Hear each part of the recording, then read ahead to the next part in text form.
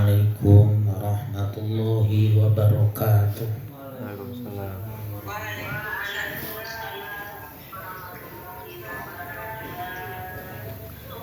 Al-Fatihah. A'udzu billahi minasyaitonir rajim. Bismillahirrahmanirrahim. Alhamdulillahirabbil alamin arrahmanir rahim maliki yaumiddin. Iyyaka na'budu wa iyyaka nasta'in ihdinas siratal mustaqim siratal ladzina an'amta 'alaihim ghairil maghdubi 'alaihim waladdallin. Amin. Bismillahirrahmanirrahim. Qul ja'al haqq wa zahaqal batil innal batila kana zahuqa. Syurutu wujubil haji wa sihhatu arkanihi wa wajibatuhu wa mahdhuratuhu. Kemarin kalau kita sudah menerangkan kelebihan keutamaan tanah Haromen yaitu Makkah dan Madinah, sekarang kita terangkan apa yang menjadi dasar ibadah haji itu hukumnya wajib. Begitu juga rukun-rukunnya haji, kewajiban dalam ibadah haji, serta larangan-larangan dalam ibadah haji.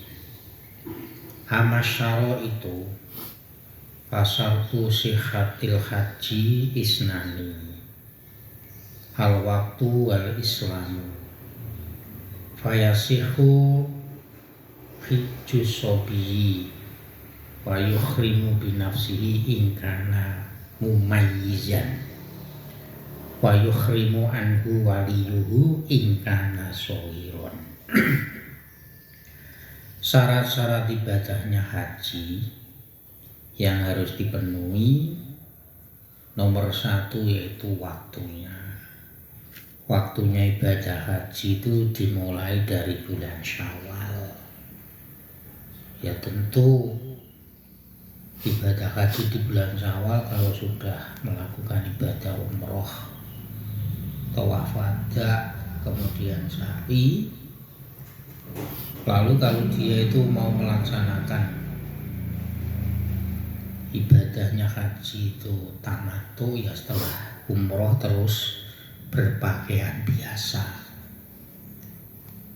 Tapi kalau ifrad sama qiron itu setelah ibadah umroh, kalau sambil melaksanakan ibadah haji, maka dia tetap berpakaian ihram sampai bulan Dzulhijjah, yaitu sampai hari Nahr. Tapi biasanya di Indonesia itu hajinya itu tamattu, karena kalau dimulai Syawal itu menanti sampai ibadah haji lama berpakaian ihram terus kemana-mana. Nomor 2 yaitu harus orang Islam. Ibadah haji itu kalau tidak orang Islam ya tidak sah. Maka kalau ada anak kecil melaksanakan ibadah haji asalkan Islam, maka itu hukumnya sah. Kalau sudah mumayyiz itu walaupun belum dewasa tapi bisa membedakan mana yang benar, mana yang salah, itu namanya mumayyiz. Atau boleh dikatakan mumayyiz itu adalah mendekati dewasa. Nah, bila seorang anak ini masih kecil, belum dewasa, belum mumayyiz, maka bila ikut umroh atau ibadah haji, maka yang melaksanakan ibadah haji atau rangkaian ibadah haji dan umroh yaitu orang tuanya. Maka di situ melakukan ibadah haji. Berarti yang dilaksanakan kalau mumayyiz itu sendiri, kalau masih kecil itu orang tuanya, maka sekaligus tawaf sa'i dan yang lain-lainnya. Wa amal waktu fahuwa syawalun wa dzulqa'dah wa tis'un min dzulhijjati ila tulu'il fajri min yaumin akhri. Sedangkan waktunya ibadah haji itu dimulai bulan Syawal, Dzulqa'dah dan 9 hari dari Dzulhijjah. Ya karena memang dimulai ibadah haji itu pada dasarnya tanggal 9 Dzulhijjah, yaitu ketika kita wukuf di Arafah sampai hari Nahr ila tulu'il fajri min yaumin nahri. Faman akhrama bil haji fi ghairi dzil muddati fa ya umratun.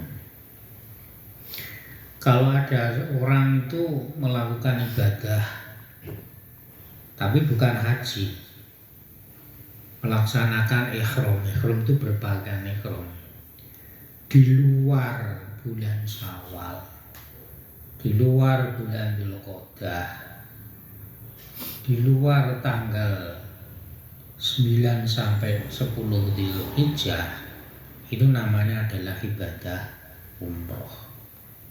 Jadi kalau umroh itu kapan saja, tapi kalau ibadah haji itu dibatasi mulai Syawal, Dzulqa'dah sampai akhir daripada tanggal 10 bulan Dzulhijjah. Setelah itu di luar itu, bila kita melaksanakan ihram itu namanya ibadah umroh. Kan kalau sudah ifadah, kalau sudah ifadah berarti kan pakaian ihram itu dilepas, ya sudah, rangkaian ibadah haji itu sudah selesai. Kita boleh berpakaian biasa.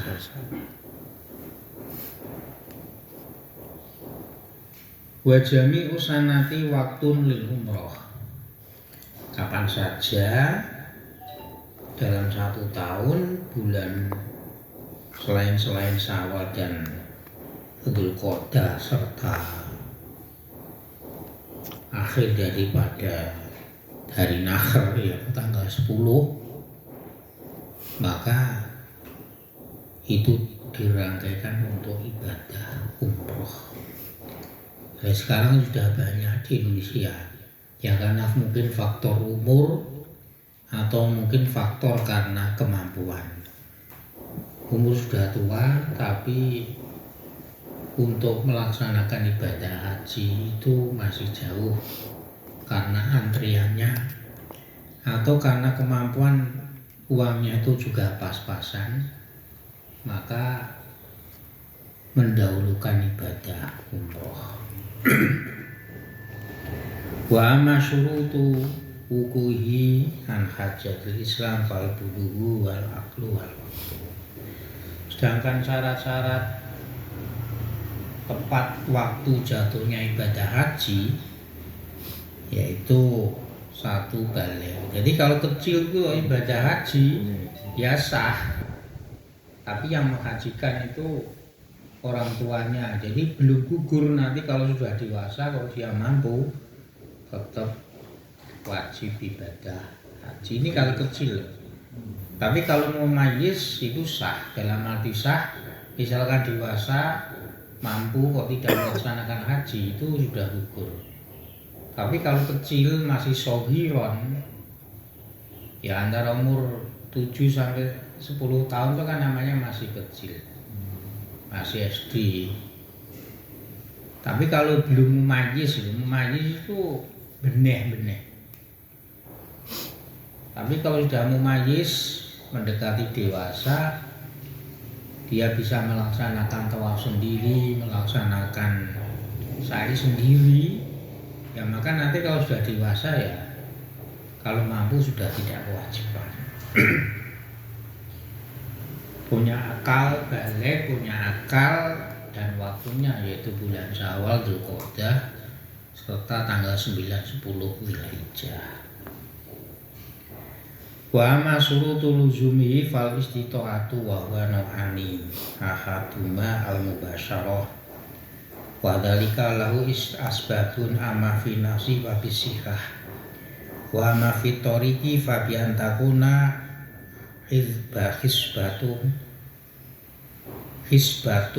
hisbatan aminatan bila bahrin mukhtirin wala udwin qahirin. Sedangkan syarat-syarat kewajiban daripada haji dalam arti orang itu sudah wajib ibadah haji, syaratnya yang pertama yaitu istitoah. Istitoah itu artinya itu mampu. Lah mampu ini kondisional. Nomor satu yaitu mampu dalam arti badannya itu sehat. Yang nomor dua adalah mampu secara finansial atau harta benda. Mampu nomor satu sehat, maksudnya dia itu mampu melaksanakan rangkaian ibadah haji al-mubasyarah. Jadi kalau orang di Indonesia sudah stroke, jalannya itu didorong pakai kursi roda, itu sebenarnya sudah tidak kewajiban melaksanakan ibadah haji. Misalkan istilahnya itu diamanahkan ya, itu badal. Kalau amanah itu meninggal dunia, tapi kalau badal itu digantikan, itu sah. Karena orang stroke itu kan berjalan sendiri, sudah tidak bisa, kangelan, nanti kalau lelah malah drop. Jadi harus sehat. Kalau tidak sehat, kok dia mampu, boleh dibadalkan. Kemudian perjalanannya itu ya, perjalanannya itu aman, hisbatan aminatan. Misalkan naik kapal itu ya kapalnya itu selamat, ombaknya tidak besar. Kalau sekarang itu misalkan perangnya itu mengkhawatirkan ya tidak terjadi perang, wala aduin kohirin, tidak ada musuh yang menyerang. Kohirin itu menyerang. Tapi kalau undang-undang internasional itu kan perang istilahnya itu menembak atau merudal armada atau pesawat sipil itu kan melanggar hukum, nggak boleh. Jadi kalau namanya perang itu ya yang boleh diperangi itu angkatan senjatanya, sipil itu nggak boleh, melanggar hukum internasional. Jadi kalau mampu, badannya itu harus sehat, perjalanannya itu aman. Wa amal fi mali, kalau istitoah mampu dalam finansial atau harta benda, yaitu dia mampu membiayai pulang pergi, kemudian keluarga yang ditinggal itu harus mampu, harus dipenuhi kebutuhannya. Pulang perginya kalau sekarang itu ya misalkan 40 hari, bekalnya, berangkatnya, pulangnya itu semuanya itu mampu. Tapi kalau sekarang itu niat ibadah haji, insya Allah semuanya itu ya mampu. Yang di rumah itu ya mesti kecukupan. Wa yamlika ma yaqdi bi tuyunau. Misalkan di rumah punya tanggungan, ya tanggungannya itu sudah terbayarkan. Lo mau kaji, lo mau umroh, sebuli diutang akeh, ini namanya belum istitoah. Yang wajib itu harus dibayarkan itu hutangnya. Wa yaqiru arrohilatin au kiroiha bimahalin au zamilatin wa intam sakala zamilah. Dan juga misalkan dia itu kok mungkin sudah tua, fisiknya mudah lelah, ini juga punya biaya untuk menyewa orang yang kalau sekarang itu misalkan gendong atau pakai kursi roda ada yang dorong. Jadi ini nyewa piro Mas Ayuto 1.250.000.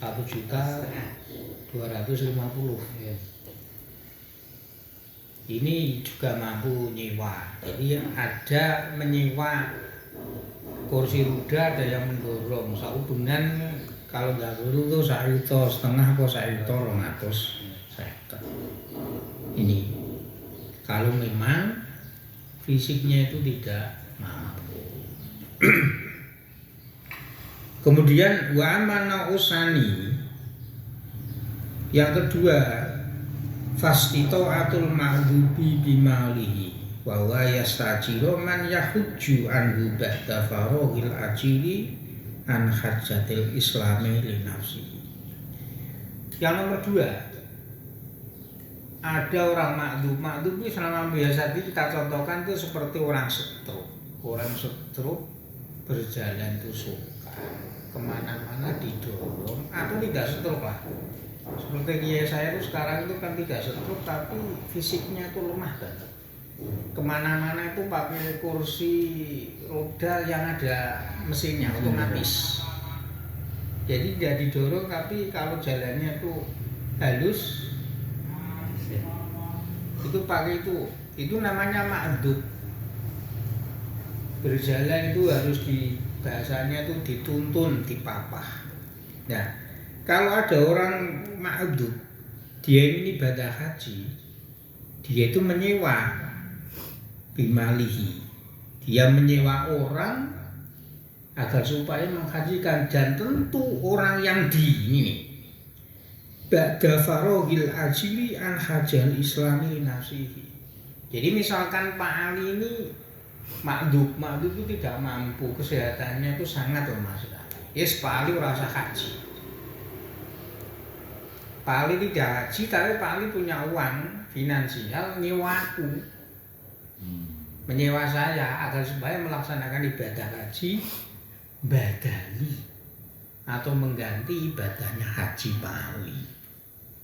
Ini boleh, tapi dengan syarat saya ini sudah haji. Tapi kalau Pak Ali ini makdub, fisiknya lemah, menyewa orang untuk melaksanakan ibadah haji, hajinya Pak Ali, tapi yang disewa itu orang yang belum ibadah haji, maka ibadah hajinya itu sah untuk orang itu sendiri. Jadi yang perlu diperhatikan, orang-orang yang menyewa atau istilahnya itu badali haji itu harus orang yang sudah pernah ibadah haji. Ya tapi kalau sekarang itu geliman, balani geliman iki disewa berapa orang tetap mau mergo bayarane tok. Lah ini susah, maksudnya susah ini sembrono banget. Nah ini nggak boleh. Jadi haji satu ya orang satu. Berbeda kalau umroh. Umroh itu kan sehari 2 kali atau 5 kali pun bisa. Tapi kalau haji itu kan waktunya tuh tertentu, nggak bisa, harus satu orang satu haji yang ganti. Jadi ba'da farohil ajili an hajjatil islami li nafsihi. Boleh orang di Indonesia itu sudah stroke, fisiknya lemah, mencari orang atau menyewa orang agar supaya menghajikan atau membadali haji, tapi dengan syarat orang yang disewa tersebut harus pernah melaksanakan ibadah haji. Kalau belum, maka ibadahnya haji itu hanya untuk orang itu yang dibadali atau yang makdzub itu tadi belum melaksanakan ibadah haji. Nah, ini nggak boleh. Gelem duwite tapi ibadahnya ora gelem. Wa man istata'a lazima al-hajju walau ta'khiru walakin fi ala khotorin. Barang siapa sudah mampu secara finansial, badannya sehat, tidak sakit, maka dia wajib melaksanakan ibadah haji dan boleh kajinya itu tidak tergesa-gesa. Sekarang ya tidak tergesa-gesa. Daftar dhisik ngenteni dhisik. Tapi yang penting daftar, jangan ditunda.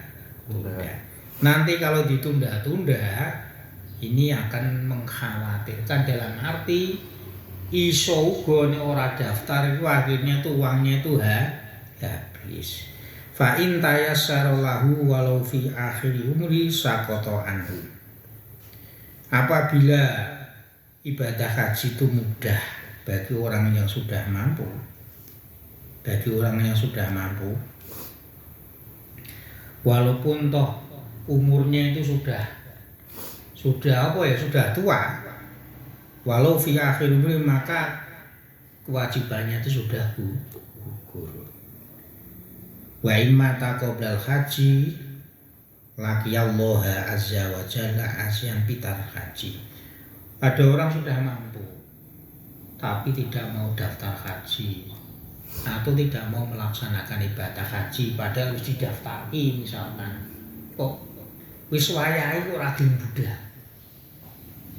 Maka nanti bila mati dia bertemu Allah itu dalam keadaan maksiat. Ya berarti dosa mergone sing duweni kewajiban ra gelem nglakoni kewajiban. Wa in kana al-hajju fi tarkatihi yuhajju anhu wa lam yusika sayyidunihi. Dan bila ibadah hajinya itu ada pada ketergantungan pada harta warisan. Maksudnya ini Pak Ali iki bondone akeh.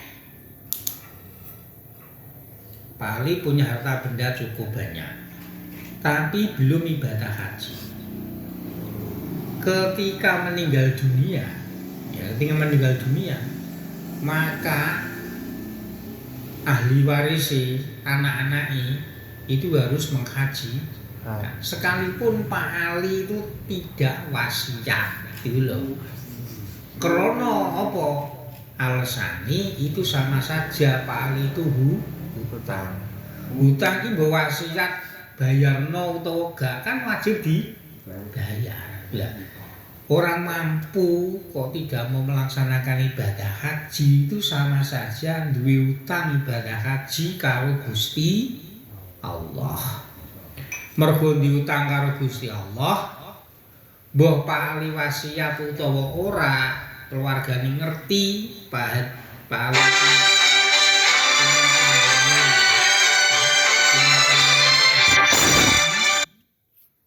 maka ibadah hajinya itu wajib dilaksanakan oleh keluarga. Nek keluargane urung tau ono sing ibadah haji ya golek wong sing tahu nglakoni ibadah haji. Dimintir kati itu dari harta tinggalannya. Ibu, Pak Ali mbiyen wasiat utawa gak, iku hukume ahli waris harus mengkaji.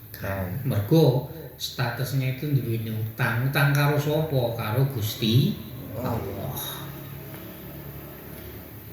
Waman mata walam yahujja ma'al yasari fa amruhu syadidun indallahi ta'ala.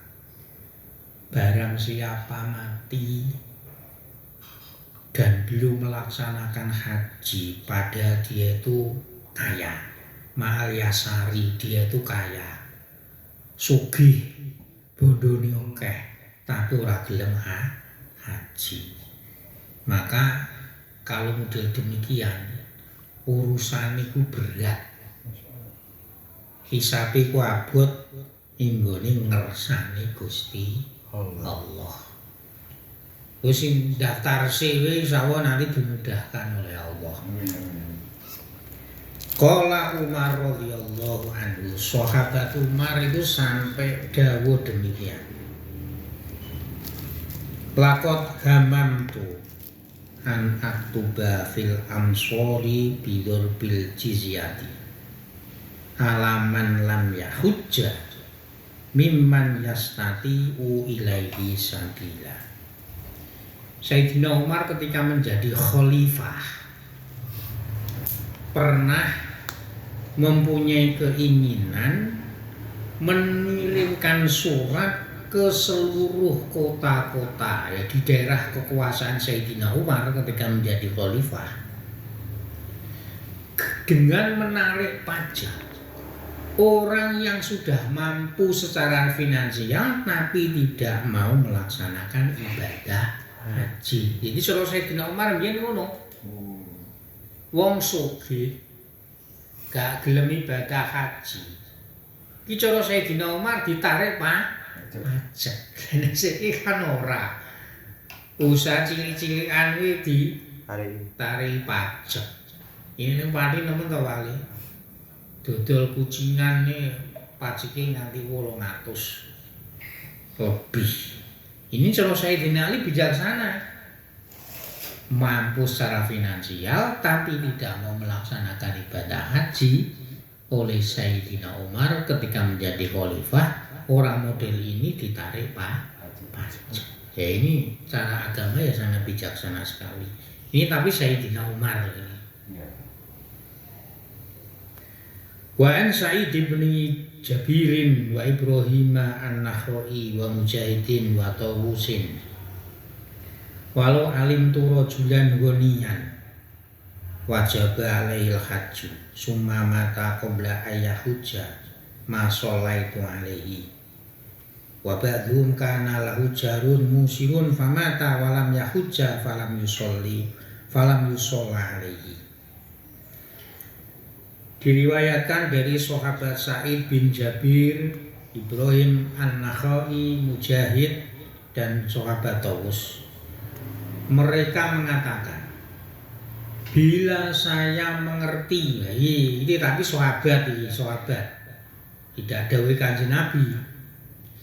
Bila saya mengerti, saya tahu ada orang kaya, di mana dia itu sudah kewajiban melaksanakan ibadah haji. Lalu dia itu mati.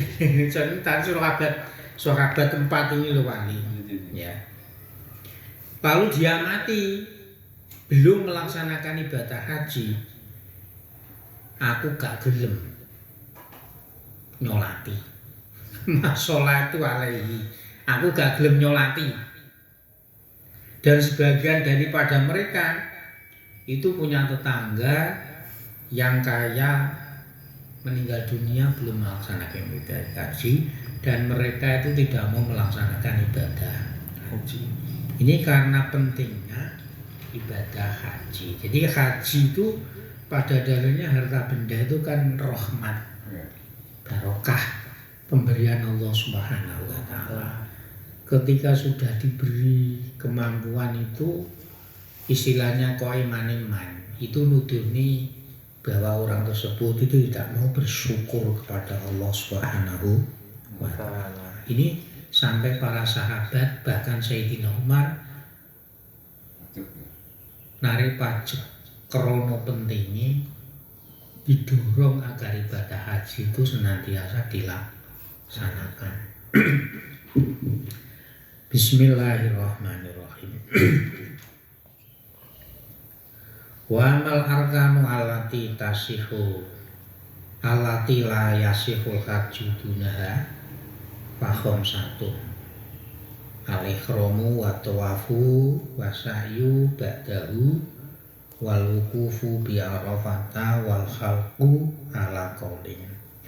Sedangkan rukun-rukun haji yang harus dilaksanakan, bila itu tidak dilaksanakan berarti ya hajinya tidak sah.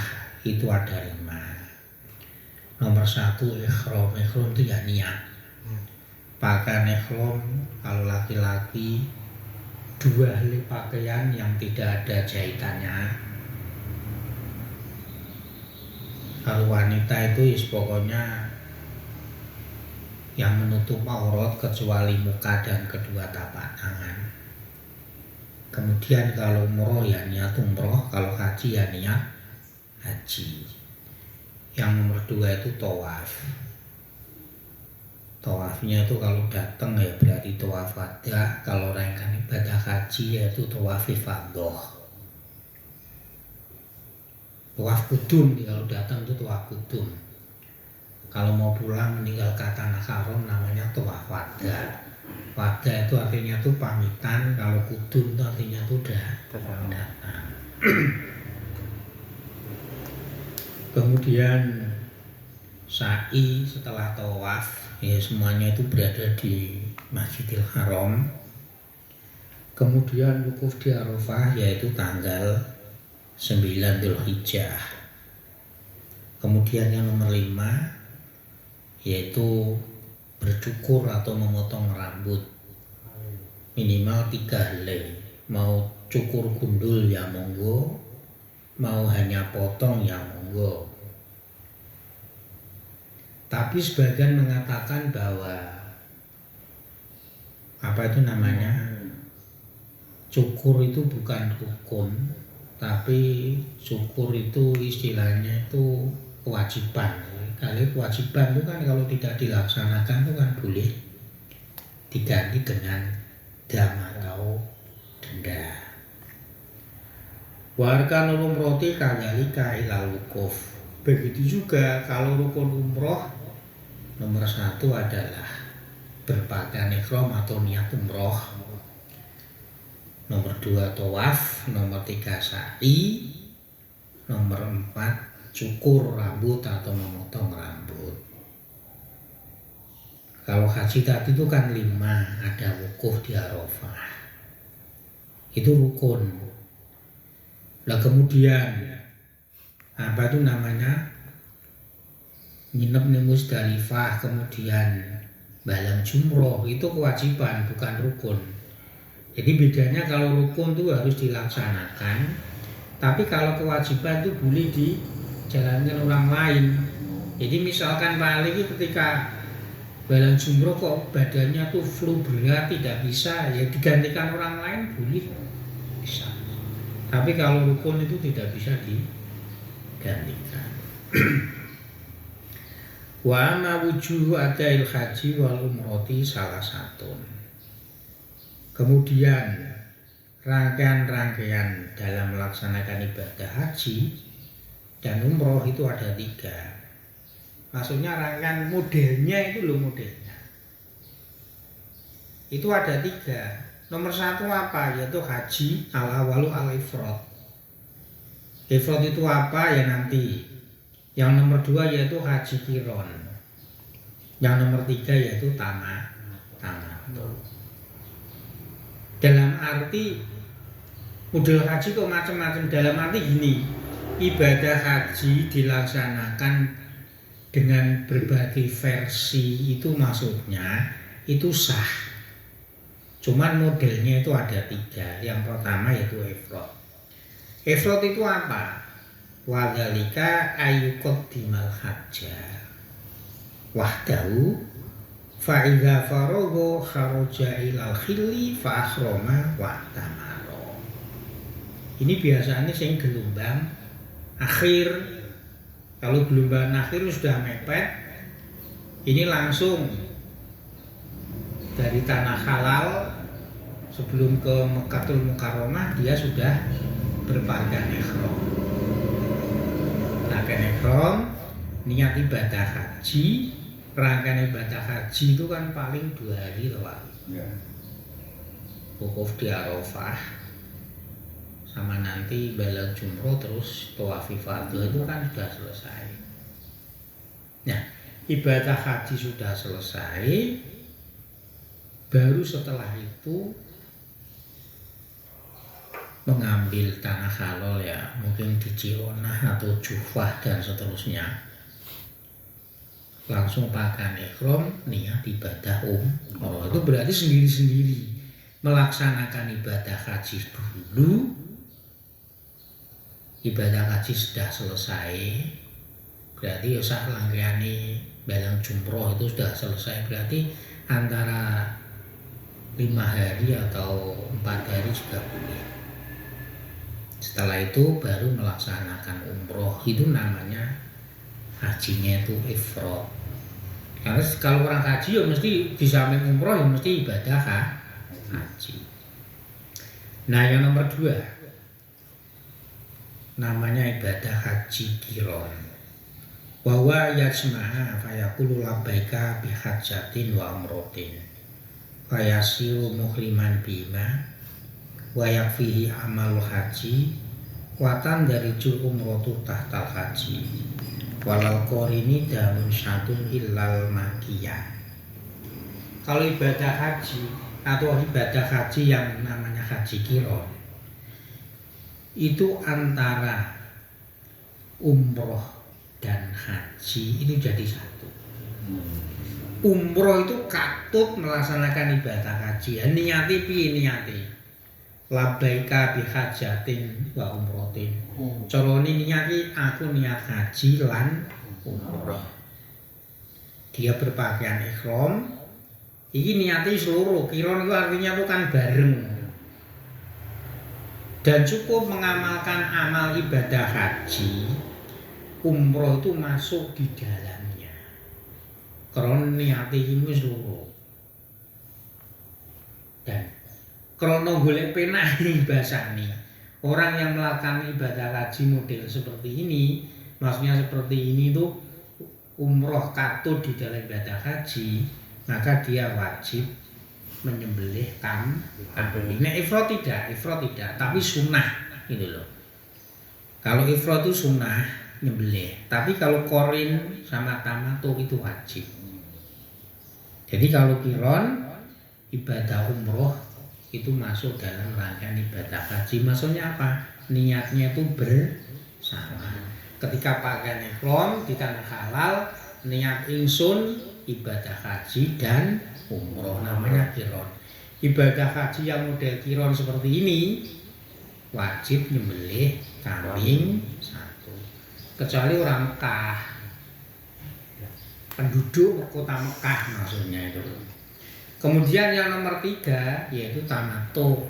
Kalau ifrad tadi haji dulu baru umroh. Sekarang tamattu itu sebaliknya. Wa huwa yujawizal miqata muhriman bi umratin. Wa yatakhallalu bima kata wa yatamatta'u bi mahdhuratil ihrami ila waqtil haji. Suma yuhrimu bil haji wa yalzamu damun syatun.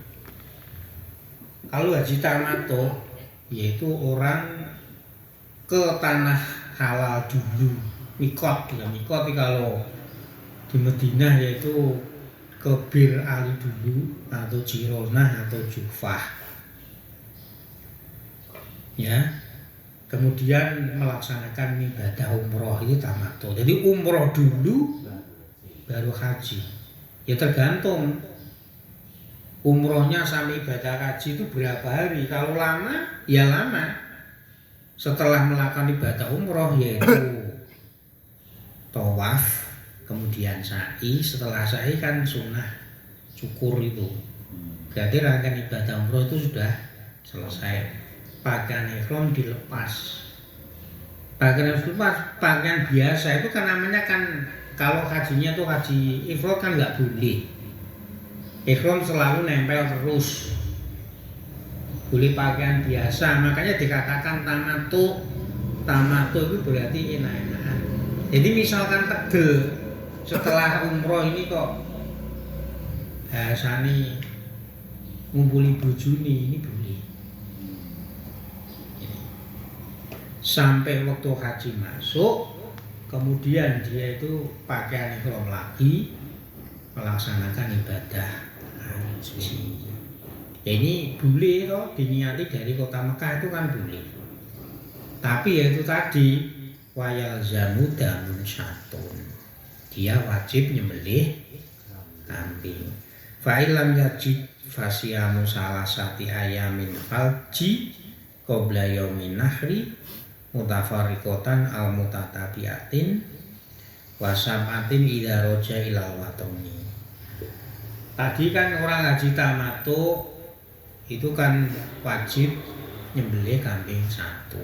Tapi kalau tidak ada begitu ora ono ku nanti duit misalkan utawa yang di Mekah itu ora ono modal pedus misalkan, maka dia wajib puasa 10 hari. Yang 3 hari di kota Mekah, 3 hari ya arepe 3 hari terus-terusan ya monggo, utawa 3 dina iki berpisah-pisah ya monggo, mesti Senin poso, Selasa gak, Rabu poso, engko Kamis gak, Jumat poso. Yang penting 3 hari di kota Mekah, yang 6 hari, yang 7 hari nanti setelah pulang di rumah. Jadi haji tamattu itu tadi wajib membayar dam, yaitu nyembelih wedhus. Nek ora nemu falam ya ilam ya jigo mergo ora di duit, maksudnya ngono lho. Ora di duit, damnya itu boleh diganti puasa 10 hari. 10 hari ketika di Mekah. 7 hari ketika pulang di Indonesia.